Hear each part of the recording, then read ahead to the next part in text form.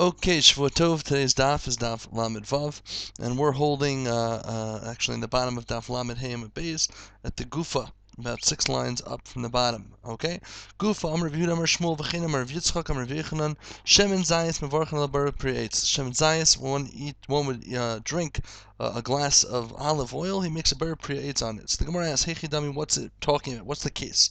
If he's drinking it straight, that can't be, because azuki mazikle. We know that olive oil straight up can harm a person physically, so that can't be. The Tanya hashes is a shemen shel truma, one who drinks a shemen shel truma. Okay, mishalim is akeren, mishalim is a chomer. The din of truma, the halacha is that truma has to be given to the kohen, and then one who drinks a glass of shemen or a bit of shemen that was set aside for the kohen, for the priest, he has to pay only the keren and not the chomish. We know that usually you get a fine of a chomish, which is a fifth. Okay, it's really a quarter from the original amount, which is another, which is a total of a fifth. Okay, and he doesn't have to pay. Chomish doesn't have to pay the fifth, because the fifth is only a kanas. It's only a something that someone has to pay if they had enjoyment from it. But since one does not have enjoyment from drinking straight olive oil, one does not have to pay the fine of the fifth. Only has to pay the keren, the principal amount. Okay, of what he stole. And then it's an asach shemen shel truma, the one who anoints himself, rubs himself on his skin with shemen of truma. Misham is a keren, umisham is a chomish. Will also have to pay this extra fifth, because he that's what its purpose is for. Olive oil is used in its form to be also anointed, but not to be drinking straight. So it can't be that he just drank straight olive oil, because one wouldn't make a bracha at all. So the Gemara says, de pas. Okay, the case must be that he dipped bread into the olive oil. So the Gemara asks, we know that the pas becomes then ikr, becomes the main thing, and the olive oil, which is just a condiment, becomes tafel, okay, which becomes secondary. And we know, we learned in the Mishnah, this is the rule, kol shu ikr v'yimay tefela, anything that there's a primary food, and with it is a tafel, mevarach al ikr, you just make a blessing on the main thing, and he potters and he exempts himself from blessing on the side thing. So over here, if he's dipping his bread in it, the bread is the main thing. So it can't be the case. It must be that he drank it in a nigron. Okay, what's a nigron? A nigron is maya de silka. Radish, this is the silka is a beet.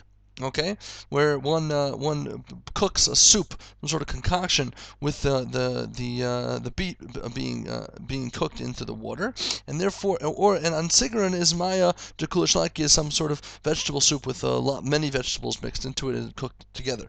But in any event, this anigron was used for people who had a sore throat. They would sort of gurgle this anigron, and to make the throat feel better. So he drank the olive oil into the anigron. So the Gemara says, Imkain, again, the top of the Amid, Lamed Vav, Havale Anigron Iker. The Anigron again becomes the primary thing, okay, this beet juice. The Shemen Tafel, and the oil, it becomes secondary. If it's not, we learned in the Mishnah, so how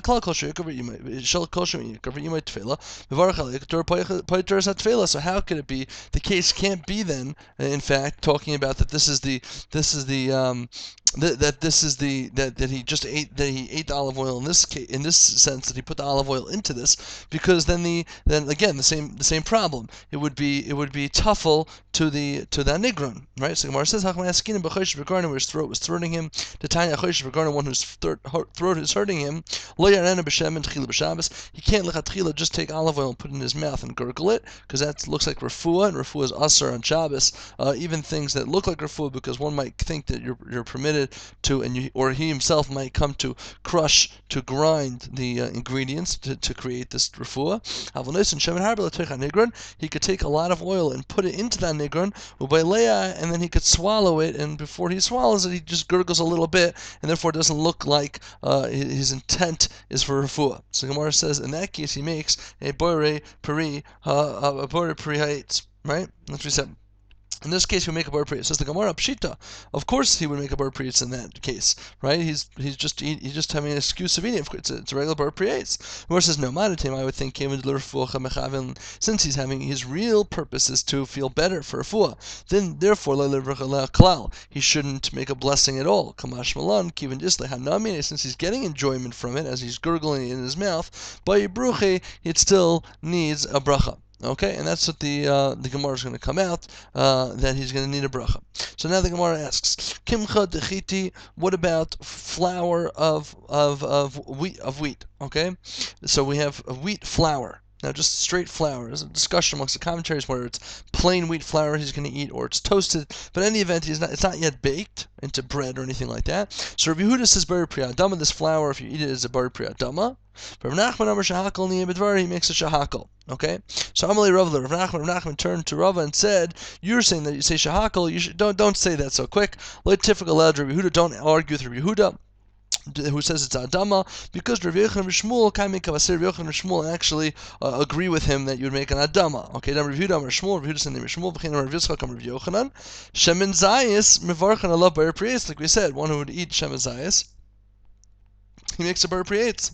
Alma, you see, afagav dishtani b'milsei, afagav, even though the ishtani b'milsei, it changed, in effect, it changed what its state, right? It used to be just wheat, and now it's wheat flour, right? Or it was an olive, and now it's olive oil. Still, koi, it's still staying b'milsei, koi, afagav dishtani, even though it changed, b'milsei, it's considered as if it's in its original state, and it makes the same bracha. Hachanami, afagav dishtani b'milsei, koi, even though it's changed into flour, it's still just wheat, right? Which is raw wheat, and before you make an adama. So the Gemara says, "Mi dami, are they comparable?" Hasam les le'elu.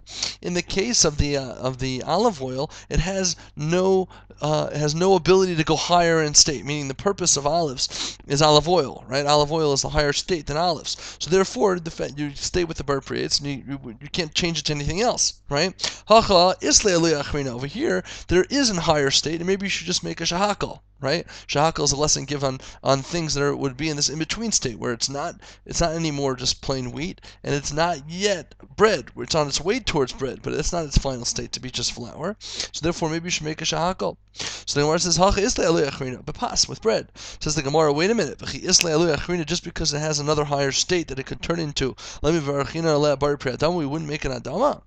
Ela shahakal, only a shahakal. V'amar Rav Zir said Amar Rav Masna, Rav Masna, Amar Shmuel, Ikra Chaya. Okay, Akra Chaya is this fresh or raw. Akra Chaya is raw gourd. Okay, the kimcha desari and barley flour.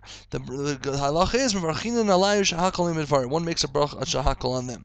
My love, if it isn't the inference dechiti bari priyadama that only on barley flour, which is not as great, not as high quality as wheat flour, does one make a shahakal, but on wheat flour one would make a bari priyadama. So the Gemara says, "Loi, bad inference. Dechiti nami shahakal niyabidvari."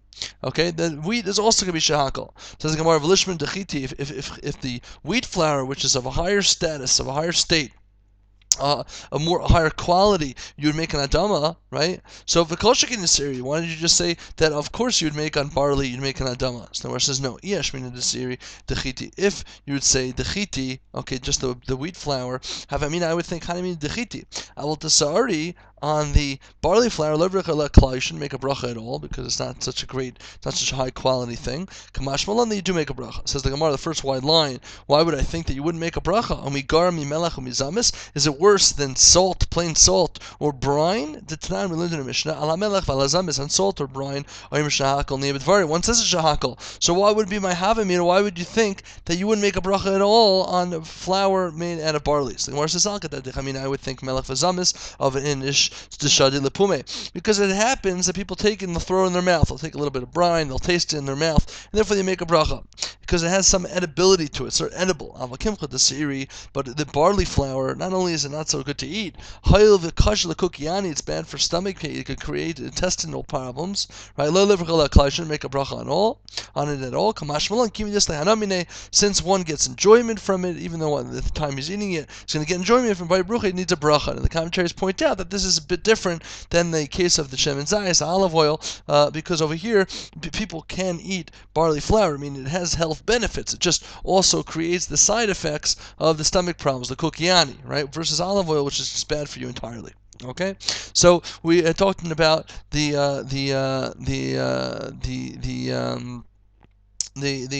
we're talking about the wheat flour, the barley flour, and the gourd. Okay, so now the Gemara asks Korah. Okay, kora is the soft part of the palm tree, which is the heart of the palm, which is basically it becomes hard. There's a new growth every year, and from that comes the dates and all the other part of the palm tree. But it's really a part of the tree, but it's soft. At first, it's soft. It's like a bud, and it's soft, and then it turns hard. Sakura. Rav Yehuda, Rav Yehuda says bar if he wants to eat it. Amar bar priyadama. He says bar priyadama. It's like part of the tree. Shmuel Amar shahakal ni'amidvar. You'd make a shahakal. Now everyone agrees you won't make an ha'etz on it because it's not the ikr, not the primary fruit that the tree gives off, right? It's just a part of the tree. The question is, do you make an adama or shahakal?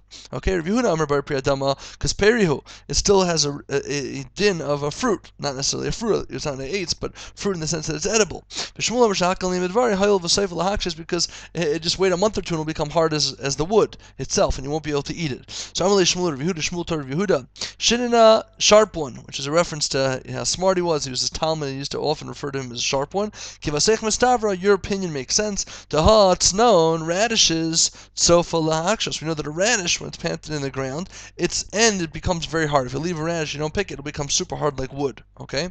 And still, when you take it out, when it's soft, one makes an adama on it, okay? So therefore, really, your opinion is right, that I should make an adama, even though this is going to turn hard. And the Gemara says of Lahi, that's not really so, because it's known, the reason why a person plants the snow in the radish is because he has in mind, his intent is fully on the pulga. Pulga is the Aramaic word for the soft radish, when it's in a radish edible form. But dikla, a date tree, a palm tree, no one plants it for the kura, for this soft part of the tree, right? And therefore, you should only make a shahakal. Says the Gemara of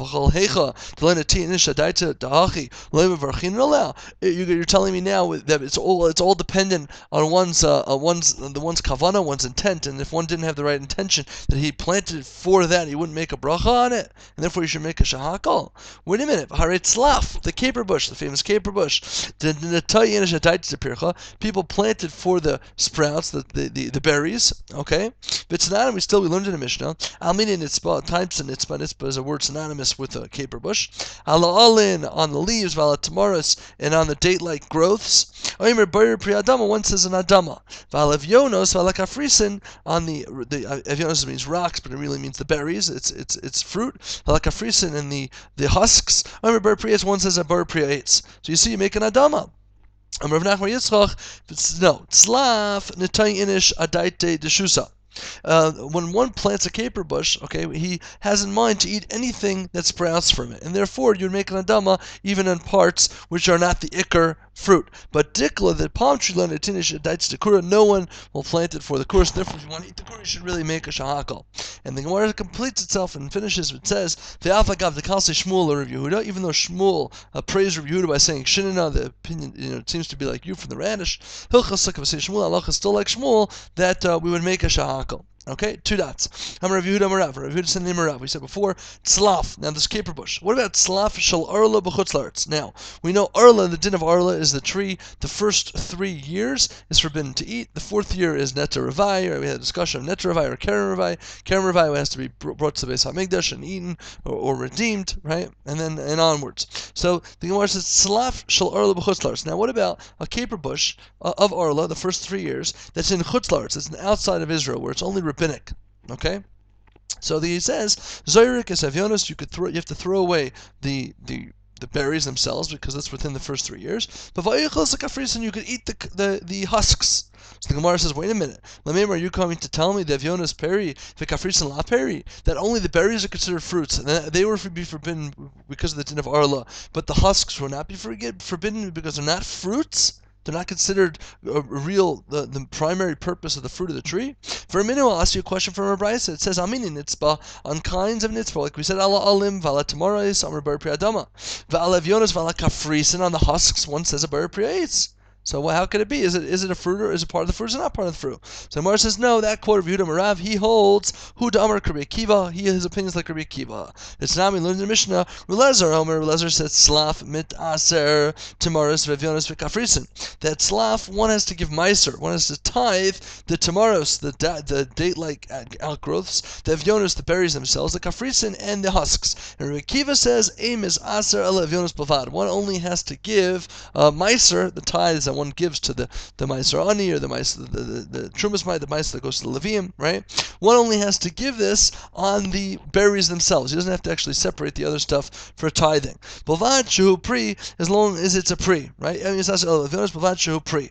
Okay, so his opinion, Rav Yehuda Rav's opinion, by tzlaf, by the caper bush, and arla is only the berries you can't eat, because the first 3 years is forbidden to eat the berries, but one may, in fact, eat the husks. Says the Gemara, V'nei halacha Rabbi Akiva, since the whole like Rabbi Akiva, so let him just say, halacha Rabbi Akiva. So he says like this, no, halacha Rabbi Akiva, if he said halacha is like Rabbi Akiva, hava mina filu ba'aretz, we would think even in Eretz Yisrael, because Rabbi Akiva was talking about Meiser in Eretz Yisrael, right? We're in Eretz Yisrael, so I would think that the halacha is like him by Arla in Eretz Yisrael, like Rabbi Akiva's did. Kamash Malan, then no. Kalamekel ba'aretz, the one who's mekel, the one who has a kula ticket and is more lenient in Eretz Yisrael, halacha kamaisa b'chutz la'aretz, the halacha is like Rabbi Akiva only in chutz la'aretz. That's Rabbi Yehuda's Rav's chiddush, is that the Arla, the tzlaf in chutz la'aretz, one does not have to be worried about the husks and only has to throw away the berries. Okay?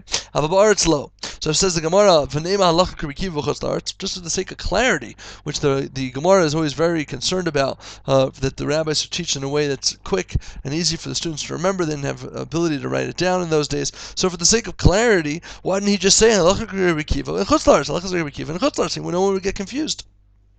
Why to call Mikal Bar Tzchalacha Kamayis Chutzlarts? The Gemara says like this: if you said like that, Havamina Hanimi Legabe Meiser Ilan. I would think also Legabe Meiser Ilan Dibaaretz Gufa Midrabanan. I would think also by Meiser Ilan, when the tithing of the trees, okay, that in Eretz Yisrael itself is also rabbinic. Avagabe Arla Dibaaretz Midyaraisa, in Eretz Yisrael Arla's Deraisa Ema B'Chutzlarts Nami Nigzar. Maybe Rabbi Yehuda is saying Halacha Rabbi Akiva, but that's Legabe Meiser, but Meiser Ilan. Okay, now the caper bush we're going to see in a minute whether it's a tree or not, but Legabe Meiser Ilan, because that's only a Meiser Ilan is only rabbinic, even in Eretz Yisrael. So therefore the halacha is like him and chutzlars. But Legabe, something that's in fact Legabe Arla, the din of Arla is a darais in Eretz Yisrael, so maybe in chutzlars he would also be good. Okay? Ravina ashkechele marbar Ravashi. Ravina found marbar Ravashi. De kazorik evyonos v'kal achal kafrisin. He was throwing away the evyonos. He was throwing away the main fruits, and he was eating the husks. Amarle, my daitach. What do you hold like? What are you thinking? Rabbi Akiva to Mekel, who is Mekel, who is lenient. V'levin markabe Shammai to Mekel mikili tfei. If you want to be Mekel, you want to be lenient, you want to rely on the lenient opinion, you could be even more lenient or rely on Beis Shammai. The Tanan we learned in the Mishnah Tzlaf. Regarding the caper bush, Beis Shammai oimrim kilayim bekerem. Okay, now we know the din of kerem, of klei kerem, of forbidden mixtures in regards to planting. It's forbidden for one to mix a mixture of a vegetable seeds with wheat seeds with kerem, with the grape seed. Okay, now there's all different discussions about which part is deraisa, which is rabbinic, but everyone agrees that a fruit tree is allowed to be planted in a vineyard because there's no problem of graft of a mixture of a forbidden mixture of taruvos between klei kerem and a fruit tree. So the question is a caper bush considered a tree? Okay, and the din of a caper is in fact perennial, and it comes back every season. Okay, so it has a tree-like attribute, but on the other hand, it's very small, so it's very bush-like, and therefore it's makes more sense to look at it like a vegetable. So the question is, how do we view it? So it's tzlaf b'shami b'klei kerem. Okay, that one could be over the isser of klei kerem if he plants it in a field with a vine. Okay, but elu ve'elu modim, both of them are going to agree. B'shami and b'shilel shechayev ba'arla, that the caper is chayiv and arla. So the Gemara asks, "Ha gufa kasha?" That makes sense. That makes no sense. Amr, you said tzlaf b'shamei amrim klei kerem. Okay, kloyim and bekerem. That the tzlaf has a problem as an attribute of being like a vegetable, and therefore there's a problem of klei kerem. Alamin yeraku, it's a kind of vegetable. V'hanatani elu elu modim shechayiv ba'arla. This chayiv and arla, and arla is only on a tree. Alma min ilan, who is like a tree. So the Gemara says halikash. That's not a question, because Beis Shammai svuki misafkalu. Beis Shammai was unsure about how to treat halachically the status of a caper bush. Va'avdi hachal l'chumra, v'hachal l'chumra. Therefore, regarding arla, he treated it like a tree and went l'chumra and said it is a tree. And legabe yerek, legabe klei kerem, he treated it like a vegetable and went l'chumra there. Okay, Mikol Makom Beis Shammai Havali Safek Arla. Anyway, you cut it. Beis Shammai is viewing it as Safek Arla. V'tnam, we learned in the Mishnah, Safek Arla be'Eretz Yisrael is Aser. In Eretz Yisrael it's Aser. Ubesuria, in Syria, which was close to Eretz Yisrael, they made it mutter. It's it's mutter if you stumbled upon it. Okay, b'chutz la'aretz, meaning one who takes from something that's choshen on arla, and he knows that there are stuff there that are not arla, he's allowed to eat it if he wasn't sure. But in chutz la'aretz, in outside of Eretz Yisrael, not far away from Syria, like he can go down to a field that's for sure seems to be arla, and they can take as long as they don't see him picking, and then they think that he's taking it from Netios of Arla. Okay, and Rekiva says so. The question is, why doesn't he hold like Beis Shammai? He was in Chutz La'aretz, and he should have been able to hold like Beis Shammai and say that it's a suffix, that at best the caper is a suffix tree, and if it's only a suffix tree in Chutz La'aretz, he's not even Yerev Lekeach. So why was he throwing away? Why was he only eating the husks and throwing away the berries? So the Gemara answers. Rabbi Kiva, B'makam, Rabbi Elazar, Avdin and Kavasei. Rabbi Kiva, in the place where Rabbi Elazar, we can go like him, because first of all, we know the klal, the rule of Rabbi Kiva Mechaver, usually the halacha is like Rabbi Kiva. So you can go like him over Rabbi Elazar, but Beis Shammai, B'makam, Beis Hillel ain't a mishnah. Beis Shammai, in the place of Beis Hillel, is not even considered an opinion. Okay, Beis Hillel, almost predominantly, the halacha is like Beis Hillel, unequivocally the halacha is like Beis Hillel, and therefore we don't even entertain the idea that it could possibly be like Beis Shammai for him to rely on Beis Shammai that it was considered a suffix arla, and therefore it's considered for sure a tree, and therefore he threw away the evyonis. Okay, so the Gemara says, "V'typically denasa shermer lepri." Now, why do we have to say the reason is that we say that the reason why the Rashi says typically to inami Rabbi Kiva to Amar linya meiser to la perininu linya oiler asira kafritzin to havle shimer, meaning even if you want to say that it's not considered a pri, okay, that it should be usher because it's shomer lepri, it guards the pri, and we know that the husks they guard the berries. Rachman Amar, the Hashem said in the Torah, v'araltem arla prayer, you should make forbidden the first 3 years the arla, is considered arla, and it says es perio. S, the. So what does the S come for? S is coming to include, we have this very often, the drush of S, hatafel perio, that which is secondary to the pri. What is secondary to the pri? Shomer lepri, and therefore there's a din of arla also on the shomer lepri, the husks that guard the pri. Amarava, no, hey chamrina denasa shomer lepri. Where do we say that the husks become a shomer lepri? Hey chad isi ben b'tlush ben mechuber. Whether it's picked or whether it's still on the tree, it has the skin on it, and therefore it's considered a shomer lepri. But the caper b'mechuber isa, it's only there, but shlush lesu, as it ripens, this husk falls off of it, and therefore it's not considered a full shomer lepri, and that wouldn't be an isser of association of a shomer lepri. Mara continues. Another question. Esvei Abai asks, Pitma shom rimon. We know the pitma of the rimon. The pitma is like the crown of the rimon. Like we have the outgrowth of like on an apple, the part that sticks up, right? So that's the pitma shel rimon. Okay, mitzdarefes. It's mitzdaref. This is lagabelinia tuma. If one touched it, it makes the rest of the rimon, rest of the pomegranate also going to be tameh. Okay, v'haneit shelo, and the nates. The nates is like the skin, the outside part, which is like the husk. It's like the husk to what a husk is to a caper bush, to the berry of a caper bush. The nates is to the pitum of the rimon. Okay, a mitzdaref, not mitzdaref. So what do you see? We see that it's not considered ochel. Okay, it's not considered food. Tani, we learned gabi arla kalipe rimon. When it comes to the skins of the rimon, v'haneit shelo, and the nates, klipia goes in the shells of the nuts, and these small these other nuts, right?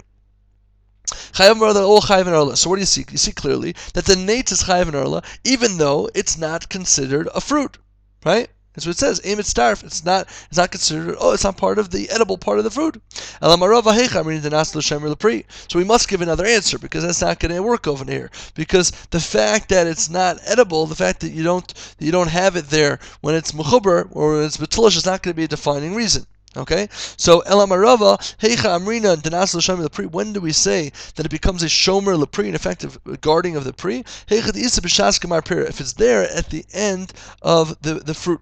Hi Kafras, but these kafrisin, these husks, L'Isa B'Shas Gemar Pira, they're not there at the end. Okay, so nothing to do with when it's on or when it's off. It's to do with if it's there at the end. Says the Gemara, is that so?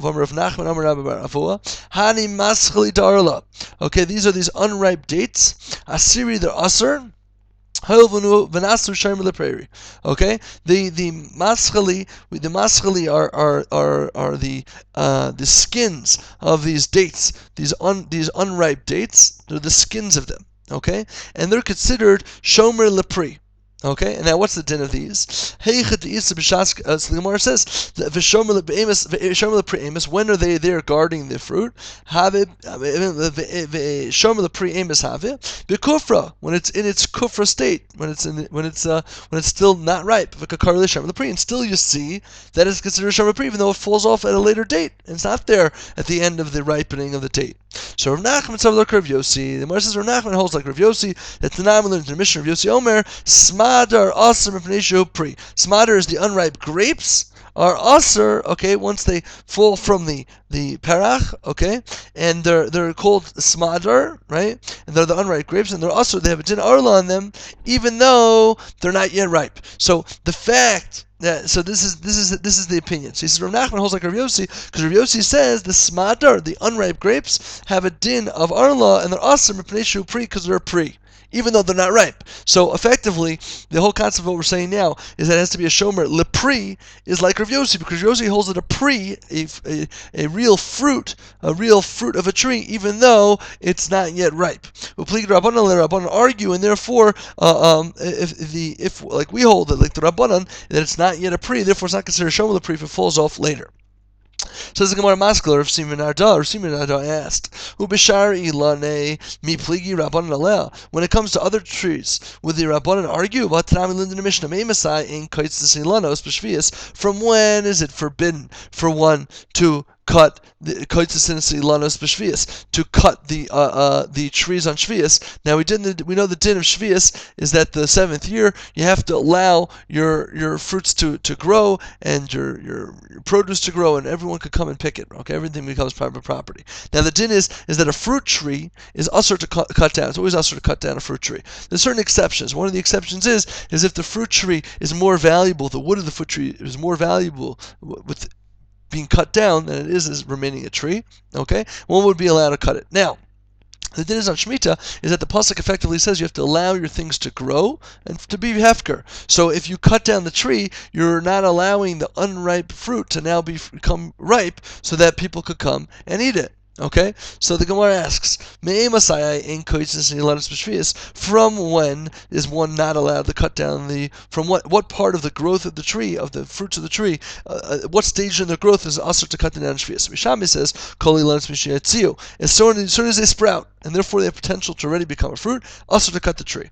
And the boxer they grow in these sort of rings, so as they start ringing. Vagafan and Mishiyiguru, we'll see this lashon of Mishiyigro, but the grapes when they become growing, okay, we'll see what that means in a minute. It's the same thing as smadar, okay. Vahazeitim and the olives Mishinitzo when they start to sprout.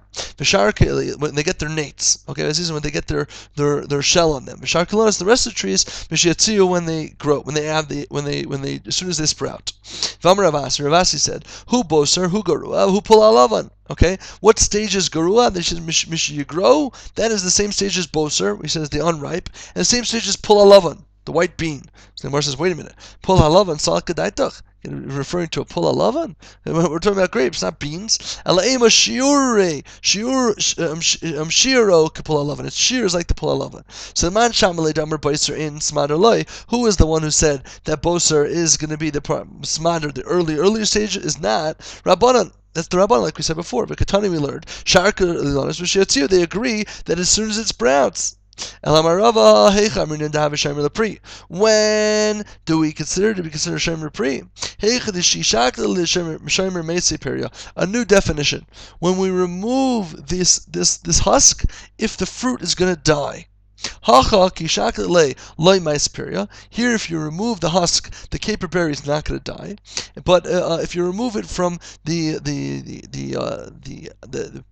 like we said, the olive, or if you remove it from the pomegranate, it would die. So the Gemara says, there was a case with Shaklu Lenates to Ramona. They did an experiment and they took off the nates of the Rimon, V'yavish Rimona, and the pomegranate in fact did dry out. V'Shaklu Lepircha Debitisa V'Kaima Bitisa. So they took off the perach, they took off the husk of the perach, of the like we said, of the caperberry, and it did not dry out. Okay, and we'll skip this hilchasa. They say it's from the Gaonim, and it's not really the halacha. Okay, so we're up to the end of the parentheses, and the Gemara continues. Pilpuli. Okay, now what about peppercorn? Now, we're going to see at the end of the Gemara that this peppercorn that we're discussing is actually peppercorn dried out pepper, okay, like as using as spice. But we don't know that yet. So, pilpuli, what's the bracha? Rav Sheshes Amar shahakal, one's going to make a shahakal. Rav Amar like klum doesn't make a bracha at all.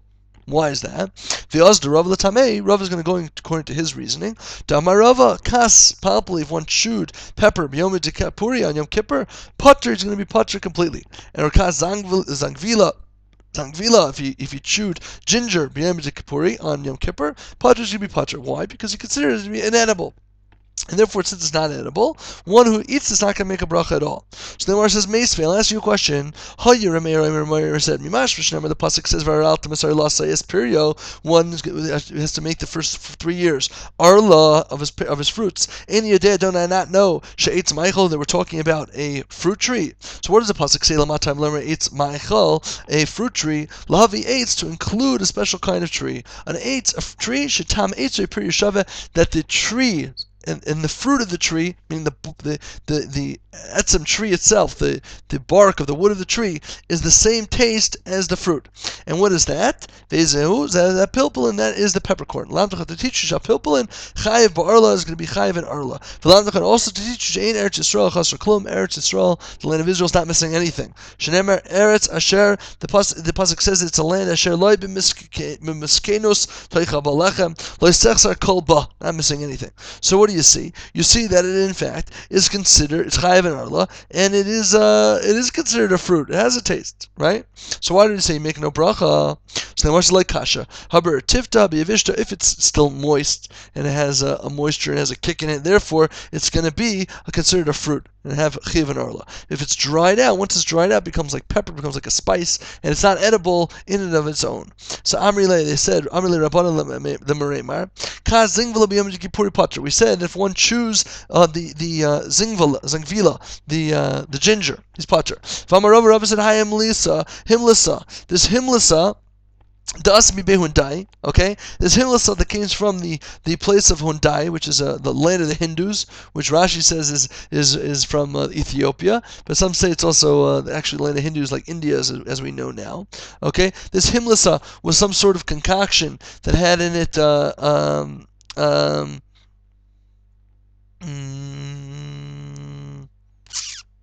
was the himlasa? Hold on a second, let me recall my memory.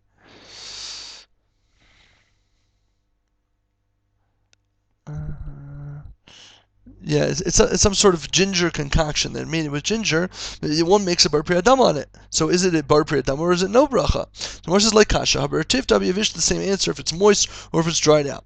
Now, what about chavetz kadera? Now, chavetz kadera was this dish that was it was a mixture of flour, honey, and oil that they congealed it in a pot together. So it's flour, honey, and oil. What about that? V'chein daisa, and also a daisa was a dish of powdered wheat. It was a sort of a grits, a sort of but a coarse wheat, okay, that they would make a portage. So these two, Rav Yehuda Amar shahakal nimidvari, one makes a shahakal. Rav Kahana Amar bayir minim mizonos, he's going to make a mizonos. So the Gemara says, this grits alone, right? If it was just by itself, that you make a mizonos because it's one of the 5 grains. If